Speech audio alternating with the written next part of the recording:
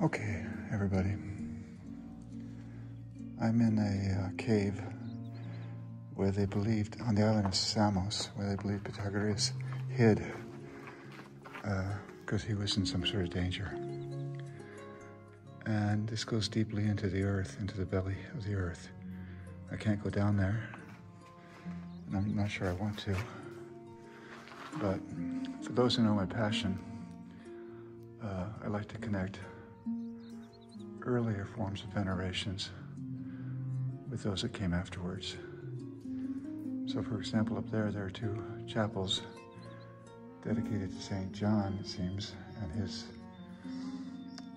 time on Patmos where he received the book of Revelations. If you've seen other videos of mine, also from this island, and also from my recent time in Anatolia, we know that the Anatolia goddess Sibylla, was often and very often honored in caves, and especially caves that formed what you might call a birth channel, even so far as they often have the form of the female genitalia, because she's the goddess who offers us a rebirth. And this is one part of the cave. And the other part I'm going to take you to now after a short break, because I have to go back up, and it's not that easy. And because I'm completely alone here, I have to be careful that I don't slip. So I'll get back to you in a second.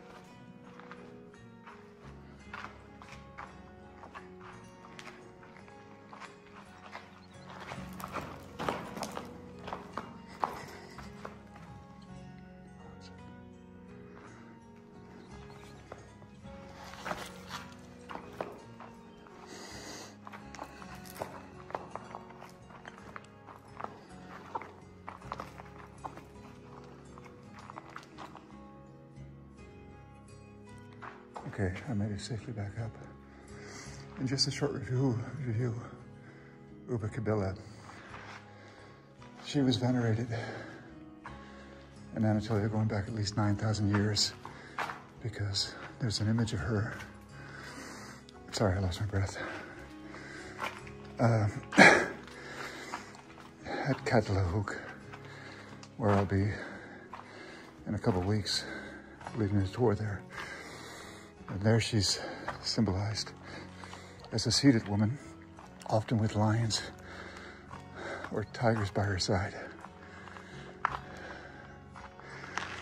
And she has rather big legs, and she's rather commanding. And here at the entrance of this first cave, as it were, you can see very clearly that there were niches carved out here.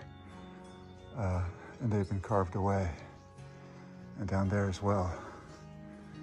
And here especially you can see that there was a formed carved away.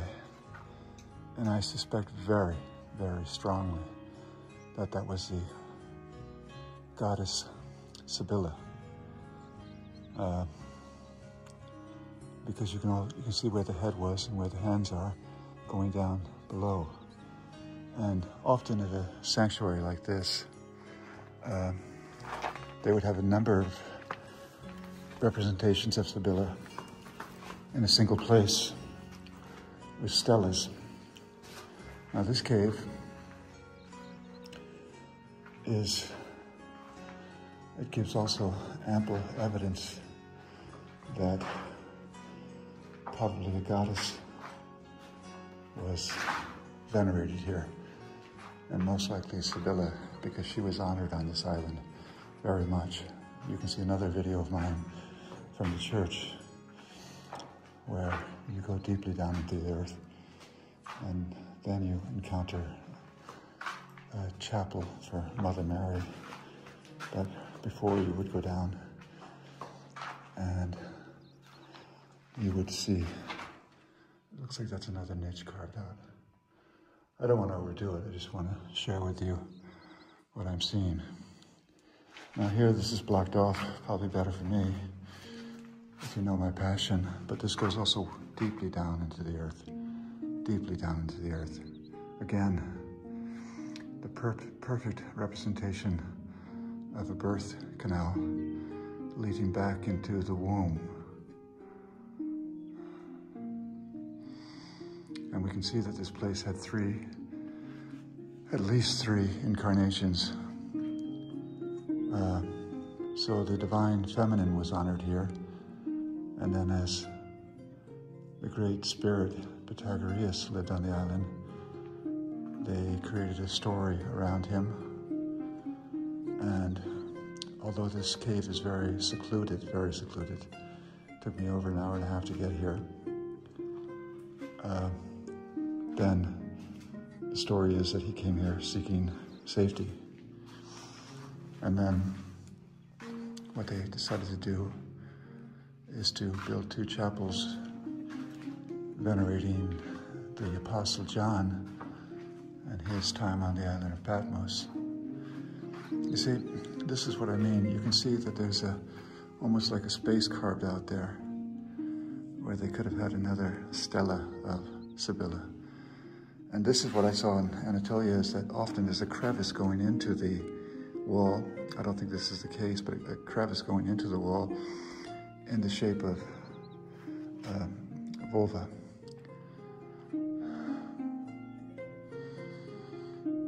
You can see that they often use this for safety, because when you see black on the roof, you know they made fires here.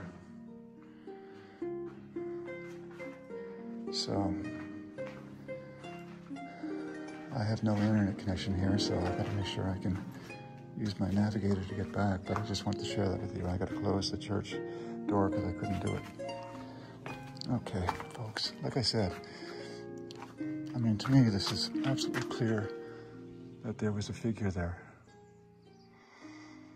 And it's almost like Sibylla was saying, come, my child, come, enter me, and be born not of the flesh, but of the Spirit. And right now the world is in peril and in danger, and all of us need a rebirth, not of biological parents who we honor, but of the divine masculine and divine feminine. Okay, so greetings from Samos. Tomorrow I fly back to Munich.